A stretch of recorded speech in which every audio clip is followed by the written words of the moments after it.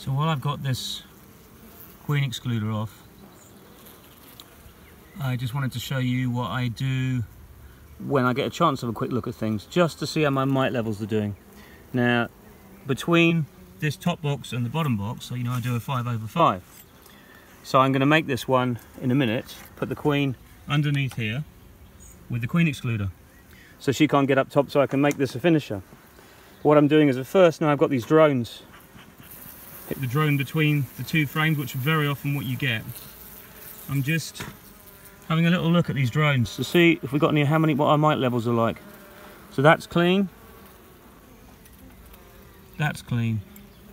It's such a good way of having a very quick, brief assessment of what your mite levels are like. Because if you've got mites and you're between the two frames, it's pretty likely that you'd see mites turn up on your frame here when you damage these drone cells. I don't go out my way to damage drone cells, by the way. I believe we should have as many as possible. But these are capped over, and I'm looking in here, and what I'm seeing is cells that are just larvae.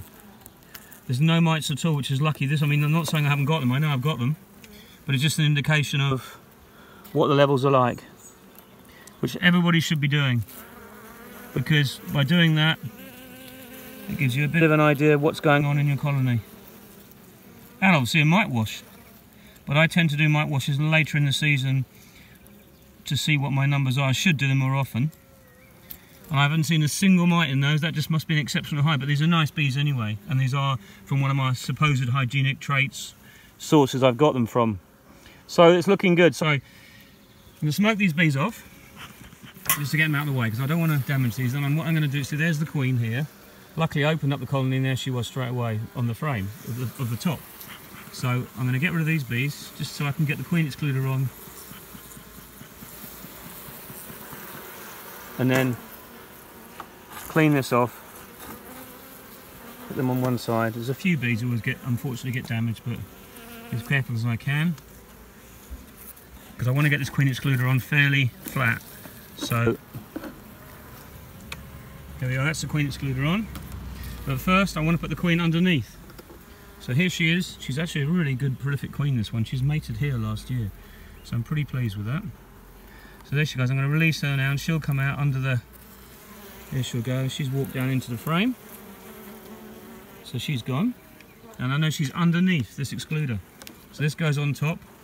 And this box goes back on top of here. Let me just put it on. Bear with me a second.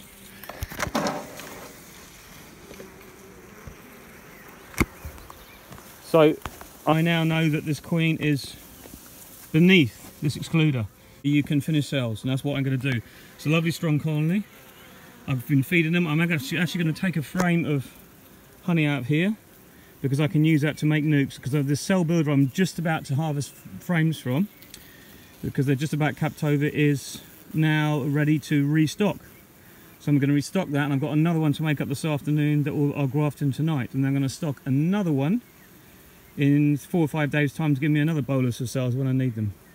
You can see there's a really nice bees though, and this queen has been laying like mad, because as this has been hatching,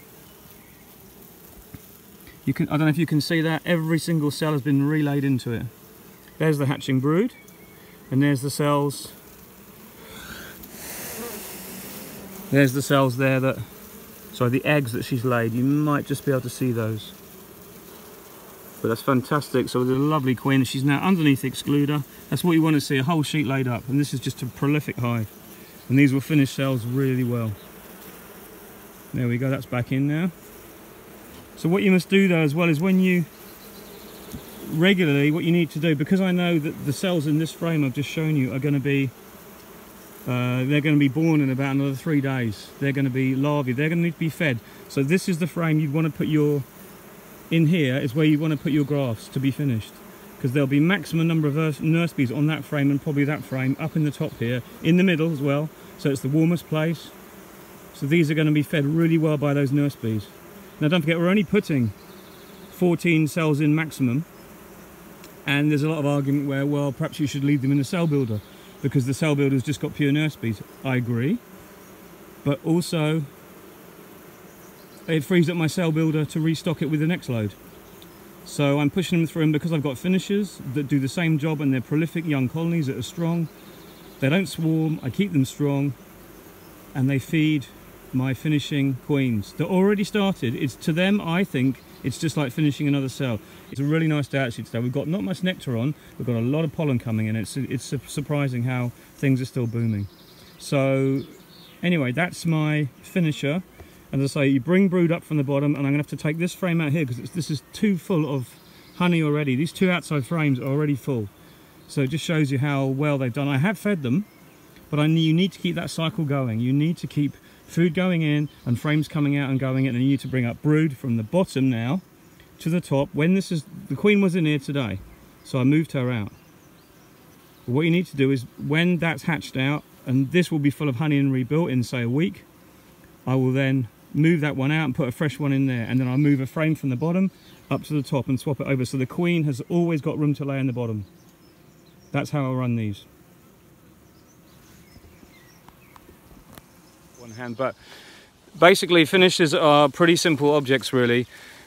You just have to be aware of the requirements of that queen that's in that box. So what you're doing is you're allowing the hive to carry on in its configuration, even though there's a queen excluded between the top and the bottom section. So you're only giving the queen 5 frames at the bottom. But providing you remember that, and providing you work to that system, and you look after that queen, you give her the space she needs, there's never an issue. Because what you've got to do is just manage that configuration. You've got to manage the space in the bottom for her, so that you can then take the freshly laid but open brood out and put into the top.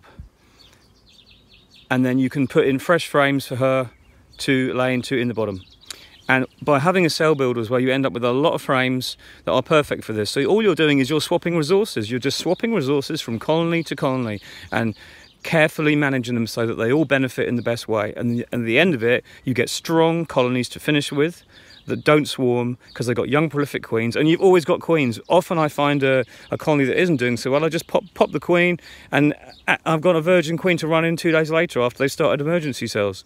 It's the simplest thing to do, and off she goes. And mates, I don't necessarily go for the best type of bees here. Where I am here isn't my mating station, and they're not always the best bees, but they're still good because they're young and they're well mated and they're prolific. That's the key. It's not all about the perfect bee, it's all about getting them well mated and well fed during their development. Anyway, that was me in the finisher and how I set one up. I'll probably go through one again when I've got the video being held by the tripod so you can actually see, but all I'm doing is checking through the bottom and the top box, finding the queen, putting open brood in the bottom into the top next to where my cells are going to be, and then allowing the queen just to lay in the bottom, but managing her space. It's as simple as that. Cheers for now.